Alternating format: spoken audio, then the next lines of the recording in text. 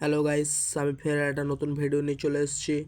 এই ভিডিওটা হচ্ছে আমি সোলার প্যানেলটা আমি এক্সপেরিমেন্ট করতে যাচ্ছি যে সোলার প্যানেলটা কী করে যে রোদ্দুরের তাপটা বা সূর্যের সানের তাপটা নিয়ে ও কী করে ইলেকট্রিক উৎপাদন বা ওয়ার্ক করে।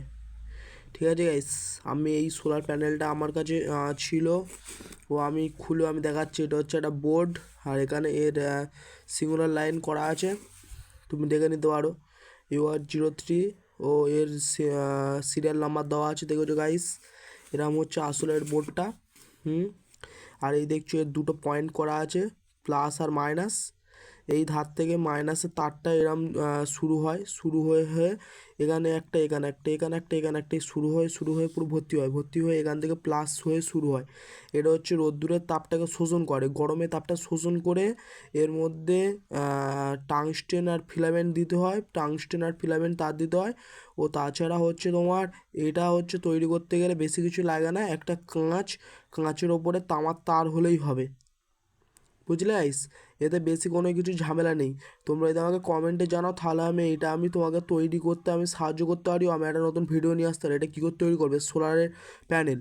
আমার এটা ছিল, আমি তোমাকে এটা দেখিয়ে দিচ্ছি বা জানিয়ে দিচ্ছি। দেখে নাও যে এরমভাবে এটা তৈরি করতে হয় বা এটা এরম পুরো একটা তৈরি হয়। দেখেছো গাইস, আর এর এই হচ্ছে এই পয়েন্ট প্লাস আর মাইনাস। এ দেখতে পাচ্ছ প্লাস আর মাইনাস। আজ যেরকম রোদ্দুর হচ্ছে না, ওই জন্য আমি এটা দিইনি।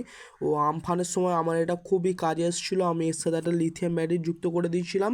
ওটা আমি রোদ্দুরে আর ফোন চার্জার যুক্ত করে আমি আমাদের দিকে মিনিমাম 1 সপ্তাহ কারেন্ট ছিল না, আমাদের দিকে এটার দ্বারা আমি ফোন চার্জ দিতে আমার খুব সাহায্য হয়েছিল, বুঝলে গাইস।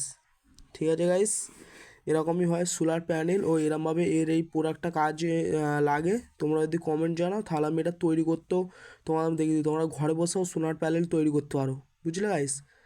ঠিক আছে গাইস, যদি ভিডিওটা খুবই ভালো লাগে তাহলে কমেন্ট, শেয়ার, লাইক করো, ও নেক্সট ভিডিও দেখার জন্য চ্যানেলকে সাবস্ক্রাইব করে রেখে দিও। Bye bye.